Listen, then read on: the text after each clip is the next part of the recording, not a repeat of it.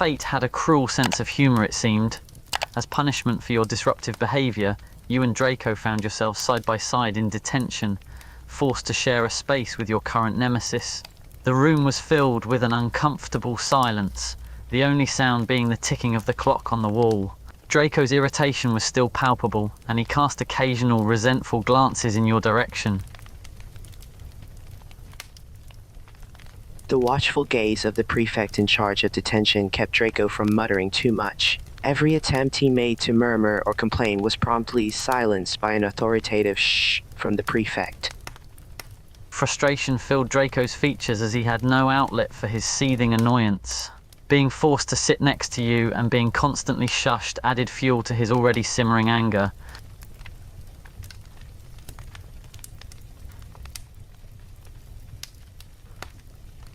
Draco could no longer contain his frustration. The prolonged silence and enforced sitting beside you was unbearable. He raised his hand, drawing the attention of the prefect overseeing their detention. "When is Professor Dumbledore arriving?" "I asked you to call for him," Draco questioned, his impatience evident in his words. The prefect sighed, clearly exasperated by Draco's insistence. "I've sent word to Professor Dumbledore," he replied with a hint of annoyance.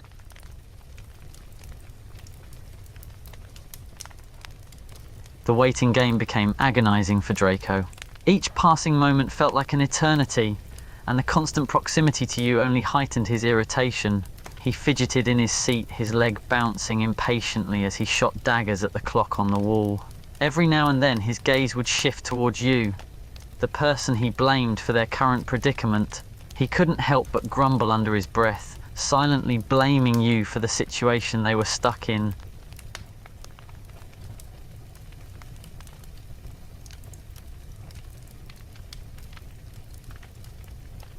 Finally, after what felt like an eternity, the door swung open and Professor Dumbledore stepped into the room.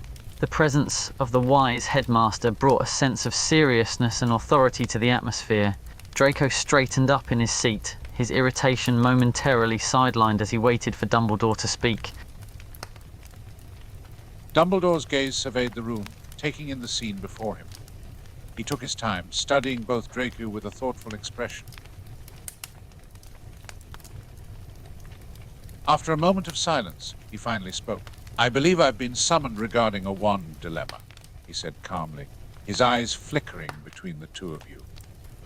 Without hesitation, Draco quickly jumped in, keen to start his case. He pointed an accusing finger at you. "She stole my wand," Draco asserted, his voice filled with conviction. "I've been using that wand since first year, and suddenly she appears, claiming it's hers." Dumbledore's calm demeanor remained unwavering as he turned his attention to you. "May I see the wand, please?" he asked gently, his voice carrying a hint of curiosity. You felt a mix of anticipation and nervousness as Dumbledore requested to see the wand. All attention was now fixated on you and the object of the dispute. As you prepared to hand over the wand to Dumbledore, the door to the room suddenly burst open, revealing the unexpected sight of Professor Snape and McGonagall rushing in. Their abrupt entrance caught everyone off guard, adding another layer of surprise to the already tense atmosphere. Draco's eyes widened, confused and slightly startled by the sudden appearance of the two additional professors. Even Dumbledore couldn't hide his slight surprise at the sudden interruption. He raised an eyebrow, his calm composure momentarily fractured by the unexpected entrance of Snape and McGonagall. "Ah, Severus, Minerva," Dumbledore acknowledged their arrival with a nod. "What brings you here?" Snape, always one to be direct and concise, got straight to the point. "Dumbledore, may I have a word with you privately?" he requested, his tone serious and urgent. Dumbledore, sensing the importance of Snape's request, nodded in agreement. "Of course, Severus. We can talk over here." He gestured to a corner of the room, away from the ears of Draco, you, and the other prefect, overseeing the detention. As Dumbledore and Snape stepped away, McGonagall seized the opportunity to intervene. She turned her attention to you and held out her hand, requesting to examine the wand. "May I take a closer look at the wand, please?" she inquired, her tone firm yet calm. McGonagall's keen gaze immediately focused on the wand. her fingers gently running along its length as she inspected it closely.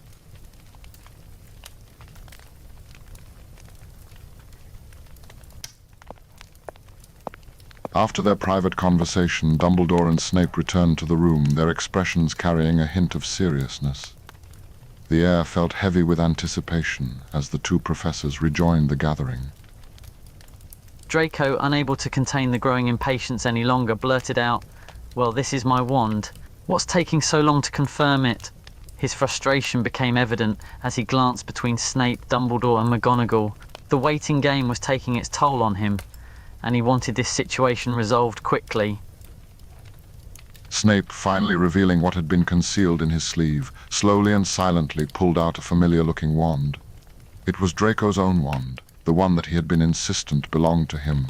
Snape approached Draco and presented the wand to him, placing it firmly into his hand. Draco's eyes widened with a mixture of disbelief and relief. He immediately grasped the wand, a sense of familiar comfort washing over him as he held his own wand once more. Snape's explanation echoed through the room, shedding light on the truth. "Your wand, Mr. Malfoy," Snape began, his voice steady, "was left in potions class. When I returned it to Professor McGonagall, she informed me of the situation."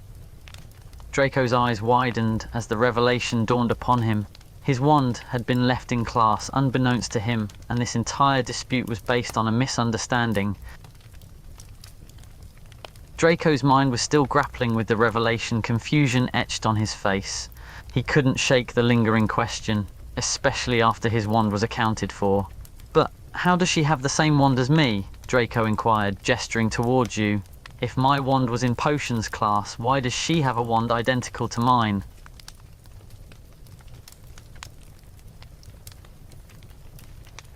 A puzzled frown graced Draco's face as your words rang true. The resemblance between your wands was striking, leaving a strange sense of ambiguity hanging in the air. He turned his gaze towards you, eyebrows furrowed in confusion.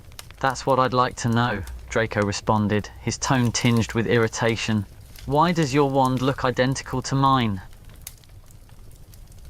Dumbledore, a twinkle of amusement in his eyes, couldn't hold back a low chuckle at the unfolding predicament.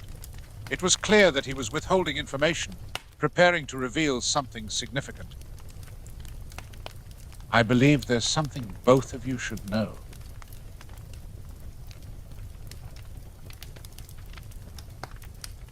Draco, still reeling from the earlier revelation, glanced at the two professors. Snape remained outwardly composed, his expression betraying no emotion. McGonagall, on the other hand, couldn't suppress a small smile, her eyes filled with anticipation. This display of restrained excitement further puzzled Draco, adding to his growing sense of confusion. Draco raised an eyebrow at McGonagall's behaviour, a mix of curiosity and irritation in his tone. "What's with all the smiles and secrets?" he questioned, looking between Dumbledore and McGonagall. Dumbledore's voice filled the room as he offered an explanation for the uncanny resemblance between your wands. "It appears we have a truly rare situation at hand," he began, his eyes twinkling with a knowing gleam. "For two students to possess an exact replica of a wand is uncommon, but it holds great significance." "It means..." A hint of surprise and excitement tinged Draco's expression as he listened intently to Dumbledore's words. "It means," he repeated, his gaze fixed on the headmaster. Dumbledore's gaze met Draco's, a knowing smile playing across his lips. "It means," he continued, "that the two students who share the same wand are soulmates." A silence fell over the room as the weight of the words settled upon them. Draco's mind raced, trying to comprehend the implications of this revelation. He glanced at you, his eyes meeting yours, as the realization sank in. "Soulmates," Dumbledore repeated, the word hanging heavy in the air. "Two souls destined to be together." Draco's gaze flicked back and forth, his mind racing. The thought of being soulmates with someone he had clashed with repeatedly was mind-boggling. He looked at you, trying to make sense of this unexpected revelation. Draco, finding it hard to believe, protested vehemently. "There's no way," he retorted, his voice filled with denial. "This can't be true. This has to be some sort of joke. I can't be soulmates with..." He trailed off, gesturing towards you.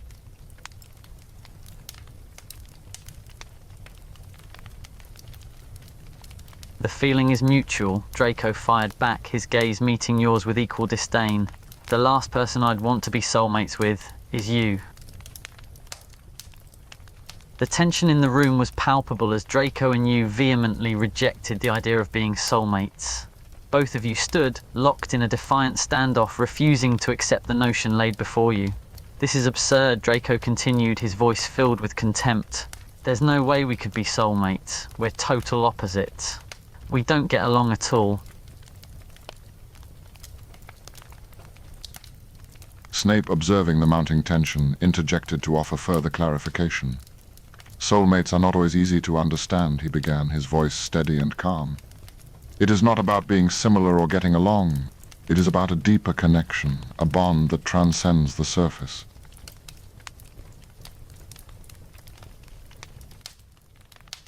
Draco rolled his eyes at Snape's words, clearly unimpressed.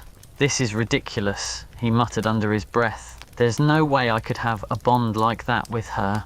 We can't even have a civil conversation without fighting. McGonagall, her excitement barely contained, couldn't hide her enthusiasm. "This is truly thrilling news," she exclaimed, her voice tinged with excitement. "It's been years since we've had soulmates at Hogwarts." Draco's jaw tensed, his irritation growing as he watched McGonagall's reaction. He couldn't understand how everyone seemed strangely excited about this unexpected development while he was stuck with you as his supposed soulmate. It is essential for both of you to come to terms with this revelation. Draco, caught off guard by your demand, frowned at you. An apology? He scoffed, his pride clearly wounded. Why would I owe you an apology? I thought you had stolen my wand. Snape approached Draco's desk, his tall figure casting an imposing shadow over the seated Slytherin. He could only assume Snape was waiting for him to say the dreaded words of apology. Draco let out a long sigh, his reluctance evident. "All right, fine," he muttered, his tone begrudging. "I'm sorry for accusing you of stealing my wand. There, are you happy now?"